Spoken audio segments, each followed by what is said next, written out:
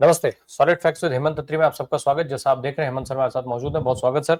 Sir, Rahul Gandhi ने अभी हाल ही में जेन जी की बात की थी, जब भारतीय जनता पार्टी को बहुत तेज मिर्च लगी थी। एकदम से सारे लोग बिलबिलाते हुए बाहर आ गए थे। अब उसके आगे मैं इस पर नहीं जाना चाहता हूं। खैर, जो परिस्थितियां बनी और जिस तरीके से जेन जी को लेकर के बवाल मचा, उसको सीधे नेपाल से कनेक्ट कर दिया गया। कहा यह गया कि भारत में जो है परिस्थितियां बिल्कुल अलग हैं और उसकी वजह है मोदी जी।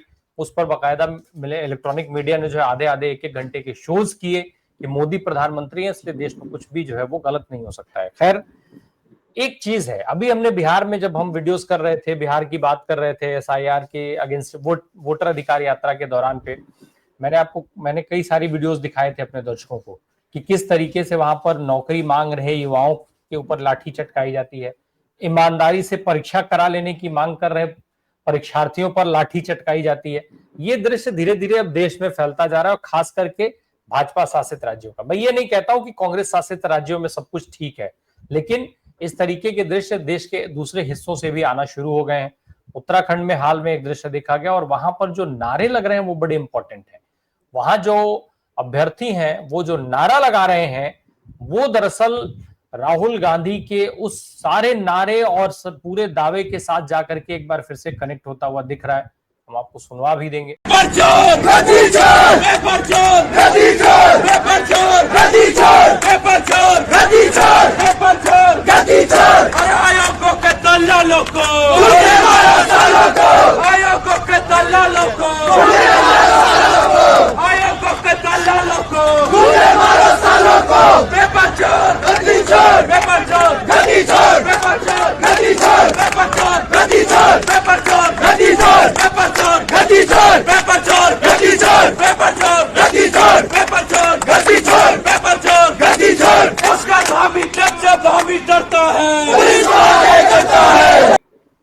खैर, अब बात यह है कि ये राहुल गांधी ने तो कहा था कि वोट चोर गद्दी छोड़। यहां तो युवाओं ने ये तक कहना शुरू कर दिया है कि पेपर लीक करने वाले लोग उनको कनेक्ट कर रहे हैं, गद्दी छोड़ने की बात कर रहे हैं। पुष्कर सिंह धामी को साफ तौर पे लोग कह रहे हैं इनको हटाना है और कनेक्ट हो रहे हैं राहुल गांधी के नारे के साथ। सर, सवाल मेरा यह है कि क्या राहुल गांधी का वोट चोर गद्दी छोड़ नारा जो है वो जगह बना चुका है युवाओं में, जिसका वो जिक्र करना चाह रहे थे, जिसको लेकर के वो सरकार को आगाह करना चाह रहे थे।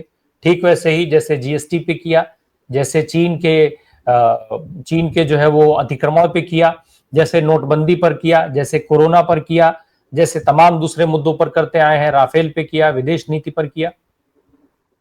राम प्रकाश जी नमस्कार, आपको सारे दर्शक साथियों को भी। देखिए, एक दौर आता है जब आपके वो सारे जितने भी दांव होते हैं वो सारे सीधे पड़ते हैं और एक स्टेज के बाद जब एक समय की एक थ्रेश होल्ड होती है ना, कि इस थ्रेश होल्ड के बाद लोगों का कहीं ना कहीं जो टॉलरेंस है वो कहीं ना कहीं जवाब दे जाती है। मोदी जी 2013-14 में अगर आपको ध्यान हो तो उनका मूल वायदा क्या था, जो इस देश के यूथ को उन्होंने मोबिलाइज किया एक बहुत बड़े ऐतिहासिक वे में, वो क्या था? वो था हर साल 2 करोड़ रोजगार। वो जो 2 करोड़ रोजगार बेसिकली उससे सारे यूथ को मोबिलाइज किया एक खास अंदाज के अंदर। क्योंकि आपने देखा जिस तरीके से अन्ना आंदोलन और तमाम आरएसएस पृष्ठभूमि में और तमाम लोगों को सामने ला करके जो पूरे देश में एक नेगेटिव माहौल खड़ा किया गया, 2.25 लाख करोड़ का ये स्कैम वो स्कैम, विनोद राय, पता नहीं किरण बेदी, दुनिया भर के लोग, केजरीवाल, सारा का सारा, उसने एक माहौल बनाया। और उसके बाद मोदी जी की जो जबरदस्त मार्केटिंग थी, जो ओवर द बोर्ड ले जाके जिस तरीके से उनको स्पेस मिला, एयर टाइम भी, अखबारों में भी और सब जगह, वो एक सारे का सारा क्या गेम था वो तो अब समझ में आ गया लोगों को, किस तरीके का वो एक पूरा लार्जर गेम प्लान था डॉक्टर मनमोहन सिंह को डिसलॉन्च करने का। वो एक पक्ष था। उसके बाद जो सबजबाग दिखाएंगे और खासतौर पर यूथ के लिए, राम प्रकाश जी, एक मूल मानसिकता समझनी पड़ेगी इस पूरे देश को, पॉलिटिशियंस को और हम सबको। वो क्या है कि देश का जो यूथ होता है ना किसी भी देश में, वो सबसे जल्दी बहलावे में आता है। आप उसको कुछ भी कह दो, उसको थोड़े भोले बन करके, थोड़े क्रांतिकारी बन करके, थोड़े राष्ट्रवादी बन के, वो आपकी बातों को, उसके अंदर असल में क्या है कि वो इतना मासूम होता है कि उसको सामने वाला मासूम कोई बात कन्विक्शन से कह दे तो वो उसको बहुत आसानी से स्वीकार कर लेता है। तो मोदी जी ने जिस तरीके के सपने दिखाए थे कि 2 करोड़ रोजगार हर साल दूंगा, पूरे दुनिया के लोग वीजा के लिए भारत की लाइन लगाए हुए खड़े होंगे, उनको लगा यार वास्तव में तो बहुत पहले हो जाना चाहिए था। और अगर ऐसा व्यक्ति हमें मिल गया है तो बस फिर तो बात ही क्या है। तो वो सारे के सारी जो यंग जनरेशन थी वो मोदी जी के साथ जुड़ गई, भाजपा के साथ। चाहे उनके परिवारों की पृष्ठभूमि कुछ भी थी, उनकी सामाजिक संस्कृति जाति की, उन सब चीजों को बुला करके वो सब मोदी के पीछे हुए, सब यूथ खासतौर पर। और यूथ ने अब देखिए, अब 11.5 साल हो गए, उनको मिला क्या है? जैसे मैंने कल आपको बताया था कि 5% जो ठेके की नौकरियां थी वो आज 40% पे जा चुकी है। तो बेसिकली रेगुलर एम्प्लॉयमेंट है नहीं, है तो एक गिग वर्कर्स टाइप का है, कोई सामान की डिलीवरी ये वो छोटा मोटा। उसके अलावा जो ऑर्गेनाइज सेक्टर में भी और अनऑर्गेनाइज सेक्टर में भी, और एमएसएमई का आपने हाल देख ही लिया। तो इस सारे के अंदर जो सबसे ज्यादा प्रभावित कौन हुआ? यूथ। और अभी तक तो क्या था, मोदी जी को डिस्टिंक्शन ये थी कि भारतीयों के साथ उन्होंने जिस तरीके का वो किया, भारत के युवाओं के साथ। अब तो 2 दिन पहले उनके जो प्रिय मित्र हैं मैग्निफिसेंट ट्रंप और मैग्निफिसेंट मोदी, उनकी बातचीत के बाद भी ये साफ हो गया कि भारत के जो बच्चे जो बाहर जॉब में थे, H1B वीजा खासतौर पर यूएस में, 3,20,000 के आसपास, उनको भी बेरोजगार करने का जिम्मा मोदी जी को। देश में तो थी बेरोजगारी, अब उनको भी बेरोजगार होकर कराना पड़ेगा। ये ड्यूबियस डिस्टिंक्शन भी मोदी जी को मिलने वाली, और इसका कार्यक्रम शुरू हो गया है जिस तरीके से वहां पर माहौल है अमेरिका के अंदर। तो जितना जल्दी वो बहलावे में आए थे, उतना जल्दी वो अब उस तरीके से वो नहीं हुए कि भाई डिस्चांट नहीं हुए, जो कहते हैं आप, डिससेटिस्फाई नहीं हुए। Over a period of time 11.5 साल, राम प्रकाश जी, बहुत लंबा समय होता है। बहुत सारे लोग तो ओवर एज हो गए होंगे उन क्रांतिकारी भाषणों को सुन सुन के कि मेरा नंबर इस लिस्ट में नहीं आएगा तो उसमें आ जाएगा, उसमें आएगा तो उसमें आ जाएगा। कोई ऐसा स्टेट बताइए। और चूंकि देश के ज्यादातर हिस्सों में आज की तारीख में भाजपा और उसके गठबंधन सहयोगियों की सरकारें हैं, तो निश्चित तौर पर सवाल भी उन्हीं के ऊपर उठेगा। कोई ऐसा स्टेट उठाइए। ये जो आपने वीडियो दिखाया, ये देहरादून का वीडियो, ये संडे को एग्जाम था ग्रेजुएशन लेवल का, उत्तराखंड स्टाफ सिलेक्शन कमीशन का।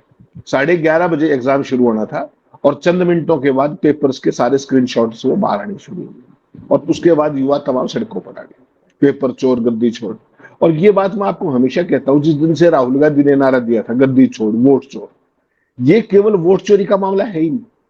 इसको अगर आप जोड़ते जाओगे तो पेपर चोर भी एक बहुत छोटी चीज है, रोजगार चोर, गद्दी छोड़ भी आएगा। जो आपकी जेबों के ऊपर जो डकैती डली है जीएसटी के नाम पर, 55 लाख करोड़ आपसे ठग करके और 48,000 करोड़ रुपए का बोनाजा देके, अब ये नहीं पता कि वो लूट का वो करना है सेलिब्रेशन, या छूट का करना है, या जो मोदी जी ने जो प्रचार शुरू किया है 2 दिन से। कल मोदी जी ने एक ट्वीट किया था, अगर आपको ध्यान हो तो, उसमें सारे अखबारों की कतरने लगा रखी थी अपनी घोषणा की। तो प्रधानमंत्री को अब केवल अखबारों से नहीं, वो है अपने ट्विटर हैंडल पे भी अखबारों की क्लिपिंग डालने पे आ गए हैं।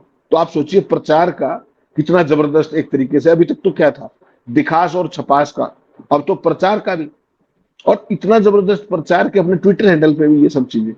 तो यूथ जो देश का है, मैंने जैसे आपको कहा, सबसे पहले बहलाया जाता है, और एक स्टेज के बाद वो डिसएंचांट हो जाता है कि यार इन्होंने तो हमारे साथ बहुत बड़ा धोखा कर दिया, और तब तक बहुत देर हो जाती है। आज वो स्थिति देश के अंदर है कि यूथ के मामले में कोई स्टेट उठा लीजिए, आप हरियाणा में उठा लीजिए, क्या क्या सपने दिखाते हैं, क्या रोजगार मिलता है, कितनी बार पेपर लीक होता है, कितनी बार पेपर पोस्टपोन होता है, वो भी छोड़ दीजिए। जो क्लास 4 की पोस्ट अगर आप छोड़ दें, उसके बाद क्लास 3, क्लास 2, क्लास 1 की जो पोस्टें हैं, वो सारी हरियाणा से बाहर के लोगों को मिल रही, और 70-70, 80-80% तक। लेकिन समस्या क्या है कि हरियाणा के अंदर यही समझ में नहीं आ रहा पक्ष कौन है विपक्ष कौन है। इतना सब होने के बावजूद कांग्रेस कुछ कर ही नहीं पा रही। तमाम स्टेट्स के अंदर जो उत्तराखंड में देखा आपने, इसके पीछे कोई पॉलिटिकल पार्टी नहीं है। ये जो यंगस्टर्स हैं जिनको आप जेन जी कह रहे हैं, उनका स्वतः स्फूर्त आंदोलन है, स्वतः स्फूर्त उनका रोष है एक तरीके से कि देखिए हमारे साथ किस तरीके का धोखा हो रहा है। पहले तो परीक्षाएं कब जाके होती है, सालों की, उसके बाद समय पर पोस्ट नहीं भरी जाती, परीक्षाएं लंबी चलती रहती है, शेड्यूलिंग के इश्यूज हैं, रही से ही कसर पेपर लीक करके हो जाती है। और इसमें यह भी मत भूलिएगा कि जो संडे की परीक्षा थी देहरादून में, इससे 2 दिन पहले 2 व्यक्ति पकड़े गए थे जो पैसे लेकर के परीक्षा पास कराने की वो कर रहे थे, और जैसे ही पेपर लीक का हुआ तो दोनों कहानियां जुड़ गई कि पेपर बिक रहे होंगे कहीं ना कहीं, तभी तो प्रॉमिस कर रहे थे। तो वो सारी चीजें कहीं ना कहीं एड ऑन होती है। और किसी स्टेट के अंदर चले जाइए, देखिए एक चीज जो इस देश में दुख की है वो ये है सबसे बड़ी, कि सारे का सारा माहौल रेडी है ग्राउंड पे, खासतौर पे यूथ का, गवर्नेंस के तमाम इश्यूज। उसके बावजूद अगर एक केंद्र में आप राहुल गांधी को छोड़ दें, तो जो विपक्ष, जिस भी राज्य में जो भी विपक्ष है, किसी एक को आइसोलेट करने की जरूरत नहीं, वहां पर कोई भी पार्टी जो विपक्ष में, चाहे वो कांग्रेस है चाहे वो है, वो कोई भी सड़कों पर आने को तैयारी नहीं है। कारण क्या है वो जाने। लेकिन हकीकत ये है, जैसे मान लीजिए हरियाणा है, हरियाणा के पास तो ड्यूबियस डिस्टिंक्शन है कि कितने पेपरों में क्या क्या हुआ। 18-18, 19-19 पेपर लीक हुए, उसके बाद एक प्रदर्शन किया, एक बयान जारी किया, उसके बाद छुट्टी होगी। जबकि यूथ यहां तक भरा हुआ है, गले तक भर चुका है वो, लेकिन उसके पास कोई विकल्प नहीं है, तो बेचारा स्वदेश स्फूर्त आंदोलन करते हैं, लट खाते हैं, फिर अपने घर चले जाते हैं। आपने 2 दिन पहले बिहार में देखा, बिहार में एक हफ्ते में ऐसे 3 वीडियोस देखे मैंने, जो अलग अलग एग्जाम्स को लेकर, अलग अलग मांगों को लेकर के यूथ के ऊपर पुलिस ने लाठियां फटकारी। 3 एक हफ्ते के अंदर, 4 भी हो सकते। तो ये लाठीबाजी और ये सब, और वो लाठी बजाते कौन है? वो पुलिस वाले, उन्हीं के तो बच्चे हैं, वो उनके आस पड़ोस के बच्चे हैं, उनके गांव के बच्चे हैं। तो जिसको रोजगार मिल गया वो पुलिस वाला अपने ही बच्चों पे लाठी मार रहा है। ये लाठियां कब तक चलेंगी? कहीं ऐसा तो नहीं कि वो भी एक स्टेज के बाद जब उनके बच्चे इस बूढ़ भीड़ में शामिल होंगे तो वो क्या करेंगे? तो ये जो सर पूरा माहौल है ये देश के अंदर असंतोष का, ये असंतोष केवल यूथ का नहीं है, ये अक्रॉस द स्पेक्ट्रम है। लेकिन उसको मोबिलाइज करने के लिए राहुल गांधी नेशनल लेवल पे एक चीज कर रहे हैं, वोट चोरी का उन्होंने एक सर मुद्दा यही पकड़ा है। तो सर यही बात, जिस तरीके से ये स्वतः स्फूर्त आंदोलन शुरू हुआ है और जिस तरीके से ये युवा शक्ति, जिसको जेनजी का नाम दिया जा रहा है, वो सड़क पर उतरी है, उनका नारा सुन लीजिए कि वो नारा क्या लगा रहा है, सुनवाइए जरा। उत्तराखंड के मुख्यमंत्री को लेकर के वो नारेबाजी कर रहे यस, हैं, सुनाइए। यस। शर्म करो, शर्म करो, शर्म करो, शर्म को डूब मरो, डूब मरो, डूब मरो। साथियों, आप सभी में से अभी कोई और छात्रों में से कोई संबोधित करना चाहता है, प्लीज आप आ सकते हैं आगे, अपना वक्तव्य, अपना मंतव्य आप रख सकते हैं आगे, प्लीज। ये जो सीन है सर, ये उत्तराखंड के मुख्यमंत्री को साफ तौर पे कहा जा रहा है, और यही तो चेतावनी राहुल गांधी दे रहे थे। आखिर सरकार को इसमें बिलबिलाने की क्या जरूरत थी? जेनजी को लेकर के पूरी पूरी चर्चाएं हुई घंटों घंटों की, इस चीज का आरोप लगाते हुए राहुल गांधी के ऊपर कि राहुल गांधी देश में हिंसा भड़काना चाहते हैं। इस आंदोलन में राहुल गांधी का क्या रोल है? नहीं नहीं, ये तो आप बेसिकली जिस चीज को आप एड्रेस नहीं कर सकते, जो आपकी फॉल्ट लाइन है, तो उनके एक्सपोज होते ही, आपने बिल्कुल ठीक शब्द किया, ये बिलबिलाने लगते हैं। क्यों? क्योंकि इनको एड्रेस करने की तो इनको किसी ने ट्रेनिंग दी नहीं, गवर्नेंस का तो इनको जी पता ही नहीं, शासन का इनको शय नहीं पता। इनको आती है लफाजी, इनको आती है प्रोपेगेंडा। उसके वास्ते से अगर कोई भी व्यक्ति सवाल पूछ दे तो वो फिर देश में अहिंसा फैला रहा है, वो देशद्रोह कर रहा है, वो विद्रोही कर रहा है, वो फला कर रहा है। देश में पहली बार आपने सुना हो गृह युद्ध का शब्द किससे सुना था? अभी पिछले दिन निशिकांत दुबे, भारतीय जनता पार्टी के निर्वाचित सांसद, क्या कह रहे थे कि देश में जितने भी क्षेत्रों में, एरियाज के अंदर गृह युद्ध हो रहे, उन सब के लिए जिम्मेदार जस्टिस संजीव खन्ना है। क्या गृह मंत्री जी ने या इन्होंने बताया, या किसी मीडिया वाले ने ये पूछा उनसे कि देश में कहां कहां गृह युद्ध हो रहे हैं? उनके ऊपर तो ना तो सुप्रीम कोर्ट ने कोई कंटेम्प्ट का वो किया, और ना किसी जर्नलिस्ट ने पूछा उनसे कि भाई कौन सा गृह युद्ध हो रहा है, जरा बता दीजिए। और न गृह मंत्री ने उसका जवाब दिया कि भाई गृह युद्ध हो रहा है कि नहीं हो रहा है। तो खुद तो भारी भरकम शब्द प्रयोग करेंगे। देश में सारे का सारा माहौल इस तरीके का कर रखा है, हिंदू मुस्लिम सांप्रदायिकता फला। अभी आपने भारत पाकिस्तान के मैच को लेकर के जिस तरीके के हालात देखे, आपने ऑपरेशन सिंदूर के बाद जिस तरीके देखे, ग्राउंड के अंदर आपने पिक्चर्स देखी किस तरीके से बैट को गन बना के दिखा रहे थे पाकिस्तानी। उसके बाद बाउंड्री के पास एक प्लेयर खड़ा हुआ है और वो जहाजों को गिरने का इशारा कर रहा है। भारत का ये हाल करवा दिया आपने, क्यों? कहां देश का राष्ट्रवाद, कहां क्रिकेट, कहां कौन सी चीज? कभी कहते हो कि खून और ये सब साथ नहीं चलेगा, फिर इतने शर्मनिरपेक्ष सांसद हैं, टीवी पर बैठ के कह रहे हैं कि पानी और उसकी बात की थी हमने, क्रिकेट की बात तो की नहीं थी। तो इनके मुंह के आगे मैदान है, ये जो मर्जी है कहे, जो ये कहे वही से। क्यों? क्योंकि इनसे कोई सवाल पूछने वाला सामने नहीं। मीडिया इनका कंप्लीट भोंपू हो चुका है, जो चाहे उस नैरेटिव को पेडल कर रहे हैं। और सबसे बड़ा कष्ट यही है, देखिए, governance as such at large has miserably failed in every state that is being ruined by BJP, not ruled by. I never use the word you ruled. They have basically ruined every state wherever they are. लेकिन दिक्कत सबसे बड़ी क्या है, आपको एक चीज ध्यान रखनी चाहिए। जब पहली बार ये अग्निवीर का मामला लेकर के आए, अग्निवीर पूरे देश के अंदर, खासतौर पर हरियाणा, बिहार, यूपी के अंदर कितना जबरदस्त असंतोष हुआ था। केवल 2 लाइन की एक चिट्ठी ने राम प्रकाश जी उस पूरे आंदोलन को दबा दिया। और वो चिट्ठी क्या थी कि जो भी व्यक्ति जिसके खिलाफ केस दर्ज हो गया यस, वो फौज में भर्ती होने के, किसी सरकारी नौकरी के अयोग्य माना जाएगा। ये डेमोक्रेसी आपकी, कि अगर आपने विरोध किया तो मैं सीधा पर्चा दर्ज करूंगा और उसके बाद आप लाइफ टाइम बीमार होंगे। और आपने देखा वो आंदोलन फिर ढूंढते रह गया सारा देश कि वो आंदोलन गया कहाँ अग्निवीरों का। सबसे ज्यादा मेहनती और बोल्ड वही बच्चे होते हैं जो सुबह से शाम तक प्रैक्टिस करके फिजिकल की पढ़ाई की, जो फौज में जाने के लिए हुए। और उनके राष्ट्रवाद का आपने क्या हाल किया कि 4 साल के ठेके पर नौकरी फौज के अंदर हुआ ना, और कैसे पल भर में एक चुटकी बजाते ही वो आंदोलन खत्म हो गया। देश में आपने संसद के बाहर देखा जिस तरीके से पूर्व सैनिकों का, जब तो अरुण जेटली जिंदा थे, पूर्व सैनिक 1 रैंक 1 पेंशन मांग रहे थे, किस मौसम में, सर्दी के मौसम में, बारिश, कोई बात करने वाला भी था क्या? तो राष्ट्रवाद भाषण देने के लिए एक है, और जब एड्रेसल की बात है तो एड्रेसल का पता ही नहीं, या जान पूछ करके नहीं कर रहे। बेसिकली ये दोनों ही चीजें हो सकती है। यंगस्टर्स जो भी देश के अंदर है, बेरोजगारी आज की तारीख में हिंदुस्तान के इतिहास में हाईएस्ट एवर है। उसका कारण क्या है? पब्लिक सेक्टर के अंदर आप रिक्रूटमेंट नहीं कर रहे, नंबर 1 बात। जो रेगुलर की नौकरियां थी उनको आपने ठेके की बना दी। जो पीएसयू थी वो आपने अपने मित्रों को बेच डाली। कल मैंने बताया था आपको 27 पीएसयू बेच डाली। जो पीएसयू हैं उनके अंदर कितनी वैकेंसी पड़ी है उसकी कोई परवाह किसी को नहीं है। जो एमएसएमई के जरिए स्वरोजगार कर रहे थे उसको तबाह, नष्ट और बर्बाद कर दिया। तो रोजगार सृजन होगा कहां से? और कब तक आप कांग्रेस को इसके लिए दोषी ठहराओगे? 11.5 साल से शासन में आप हो। कभी आप जाके घुसपैठियों का नाम लेकर राजनीति करने लगते हो। असम में किसकी सरकार है? बिहार में 20 साल से किसकी सरकार है? वहां घुसपैठिए हैं कैसे? निकाले क्यों?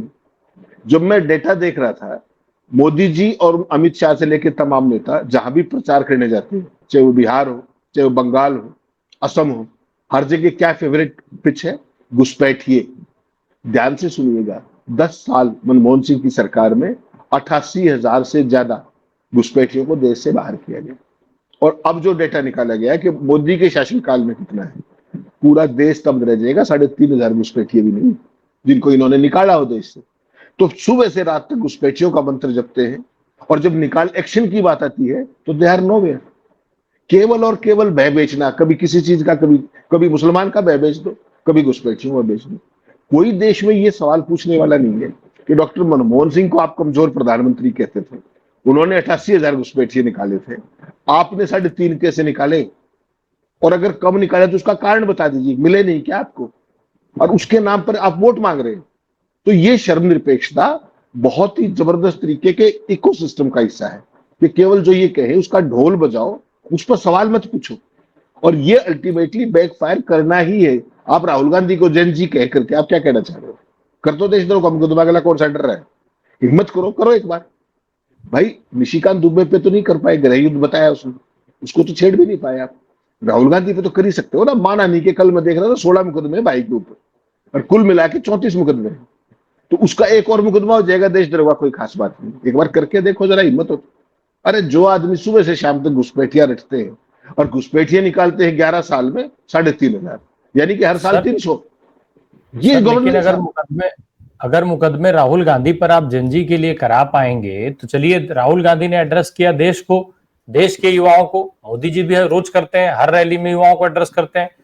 राहुल गांधी ने जंजी का नाम दे दिया, लेकिन ये मामला जंजी के लिए मुसीबत तो देश से लेके विदेश तक बढ़ी हुई है।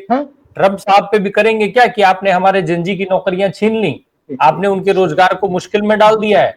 जो इतने महंगे महंगे लोन लेकर के पढ़ाई करते थे कि अमेरिका में जा करके नौकरी कर लेंगे, कुछ सेटल होने के सपने के साथ ही पले बड़े होते हैं, उन सबके सपनों पे तो पानी फेर दिया मोदी जी की नीतियों ने।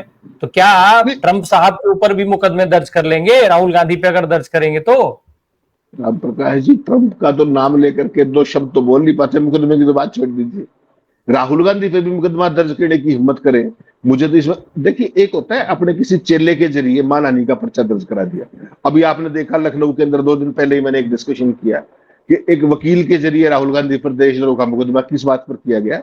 जब राहुल गांधी ने कांग्रेस एआईसीसी का नया उद्घाटन किया था बिल्डिंग का, 15 जनवरी को, उस दिन राहुल गांधी ने कहा था कि we are fighting against the Indian state.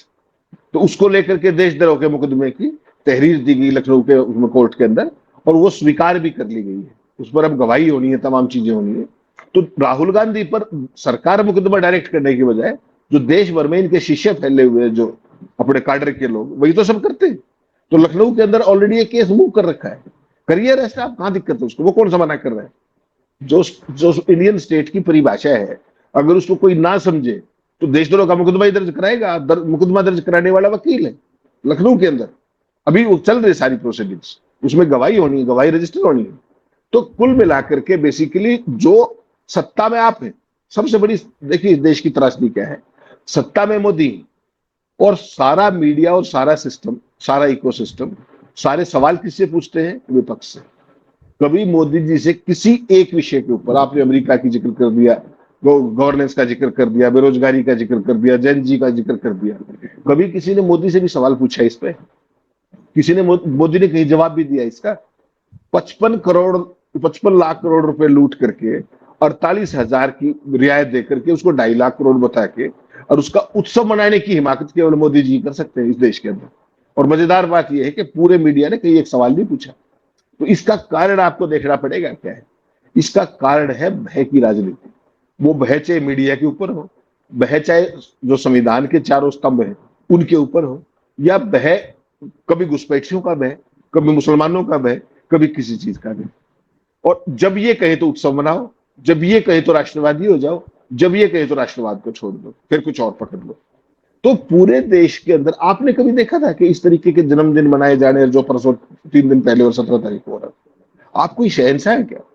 या डॉक्टर मनमोहन सिंह के तमाम जन्मदिन हुए, और भी दुनिया भर के लोगों के जन्मदिन होते। ऐसा क्या हो गया? केवल और केवल लार्जर देन द लाइफ पूरे देश में एक शहंशाह की छवि, बादशाह की छवि बनाना चाह रहे हैं। उत्तर कोरिया के अलावा तो पूरी दुनिया में इवन पुतिन भी नहीं करता ये, तो शी जिनपिंग का भी नहीं सुना हमने। तो आप ले जा कहां रहे हैं देश को? और जैन जी का जिक्र कहां कर रहे हैं? ये यूथ है, इनको कुछ भी कह लीजिए आप। और देखिए हमारे यहाँ जो नेपाल में हुआ, भगवान करे वो कभी ना हो, लेकिन उन परिस्थितियों में कहां गड़बड़ है? लगभग स्थितियां सेम है। नेपाल में क्यों हो पाया, श्रीलंका में क्यों हो गया, बांग्लादेश में क्यों हो गया? उसके कारण देखने पड़ेंगे। एक तो वो छोटे देश है और उनमें एक ही धर्म का बोलबाला है। हमारे यहाँ तमाम धर्म है, तमाम, बहुत बड़ा देश है और उसके पीछे कोई एक यूनिफाई करने वाली कोई बड़ी फोर्स नहीं है। तो नेपाल के अंदर स्वतः स्फूर्त आंदोलन था, जो आपने देहरादून के अंदर भी ये दिखाए बच्चे, 2 दिन पहले बिहार के अंदर ये सीन थे, कभी लखनऊ में आप रोज लाठियां देखते हैं। क्या चीज है वो? आंदोलन तो है, वो असंतोष तो है, वो जो एक बड़ा चेहरा चाहिए इतने बड़े देश में यूनिफाई करने के लिए, वो अनफॉर्चुनेटली आज की तारीख में नहीं है। लेकिन भाजपा सरकार आज भी इन चीजों से बाज नहीं आ रही, वो इनसे सबक नहीं सीख रही। वो लाठी और डंडे के प्रयोग से इनको कब तक नियंत्रित कर पाएगी, वो एक सवाल है। और डरिएगा उस दिन से कि जिस दिन ये आंदोलन एक स्टेट की सीमाओं से बाहर आकर के अगर दिल्ली की तरफ चल पड़ा। आपने किसान आंदोलन में हाल देखा होगा, पूरे देश के इतिहास में, दुनिया के इतिहास में समकालीन में आपने देखा हो कि किसी देश की राजधानी के बाहर नस्त्र गड़वा दिए, किले गड़वा दी। किस लिए? कि अपने किसान राजधानी तक ना आ पाए। क्या वो आतंकवादी है? क्या है?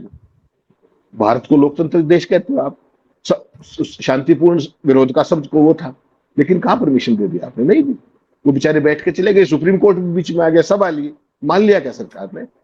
तो ये जो चीज है ना, ये डंडे के जरिए हाकड़ा, सत्ता की ताकत तभी तक होती है जब तक लोग उसको स्वीकार करें। जिस दिन अगर ये बड़े पैमाने पे मामला फैल गया तो फिर ढूंढते रह जाओगे तमाम, ये धामी धूमी कोई नहीं मिलेगा आपको, ये मैं बता रहा हूं।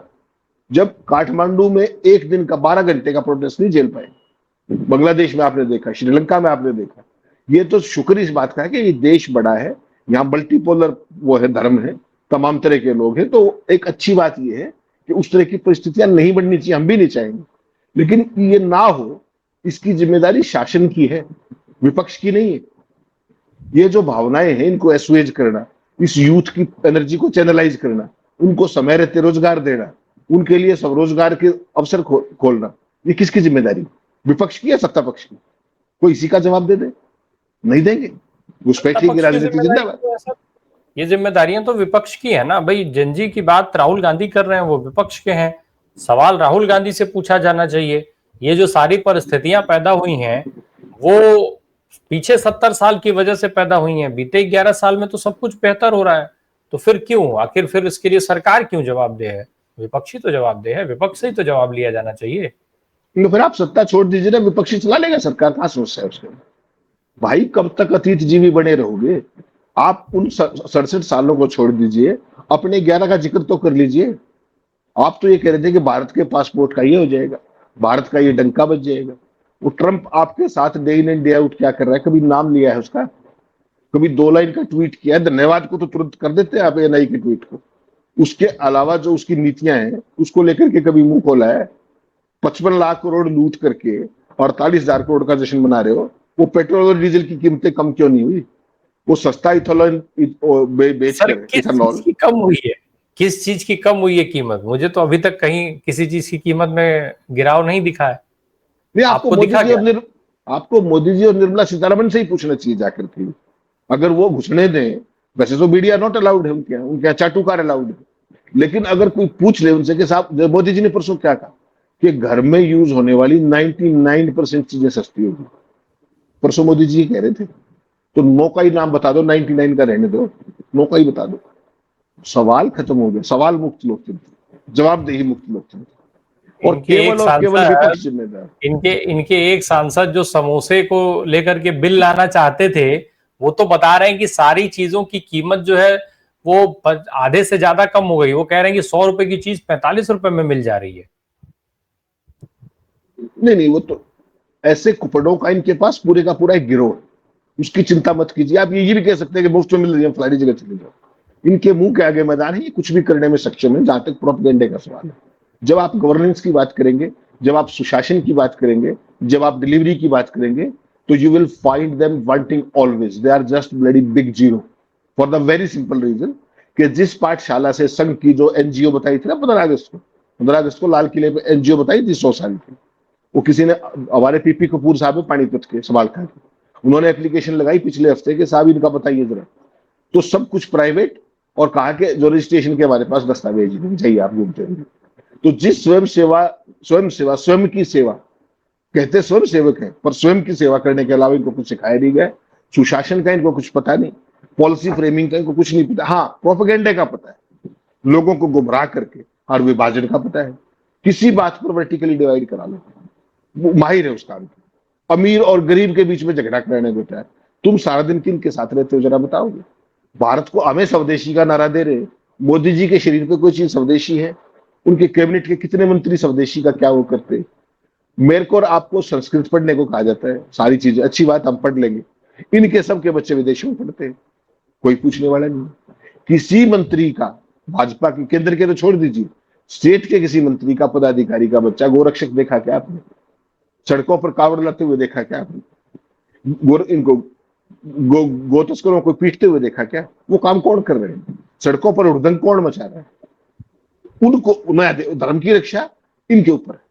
तो जो यूथ है वो बेचारा, कुछ तो जो डिसइंटेंटेड यूथ है वो तो बेचारा सड़कों पे आ गया, और जो आज भी जिसकी आंखें नहीं खुली है तमाम कारणों से, वो इनके नारे लगा रहा है।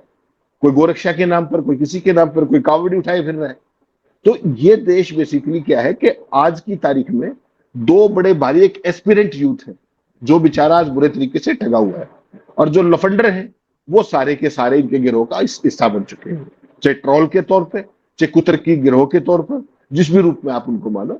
और यही इनकी सबसे बड़ी अगर 11 साल की सफलता है कि वो ये है कि देश के अंदर एक बड़ा वर्ग इन्होंने अंधभक्तों का पैदा कर दिया, जो पूर्णतः स्वदेशी है, जिसके यहाँ पर दिमाग की जवाब आए, वहां कोई सॉफ्टवेयर नाम की चीज नहीं है, वो केवल हार्डवेयर है, और वो केवल और केवल वही चीज सीखता है जो उनको बताई जाती है। और वो क्या बताई जाती है? विध्वंस, विभाजन और ये सारी चीजें।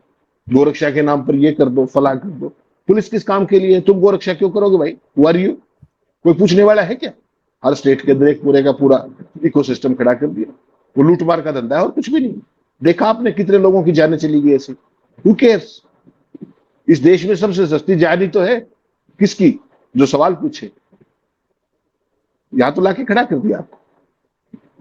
बिल्कुल, ये जो परिस्थितियां हैं, आप इसको देखिए, मिला करके कड़ियों से कड़ी जोड़ेंगे तो जो राहुल गांधी ने चेतावनी दी थी, वो चेतावनी पूरी तरीके से सच होती दिख रही है। आज यूथ जो है सड़कों पर उतर रहा है। किसी भी प्रदेश का हाल देख लीजिए, उत्तर प्रदेश का हाल वही है, बिहार का हाल वही है। बहुत दृश्य दिखा चुके हैं हम आपको, उत्तराखंड का दृश्य आप देख ही रहे हैं। इसके अलावा राजस्थान में जिस तरीके का बवाल परीक्षा की भर्ती को लेकर के रहा, वो आप देख ही चुके हैं।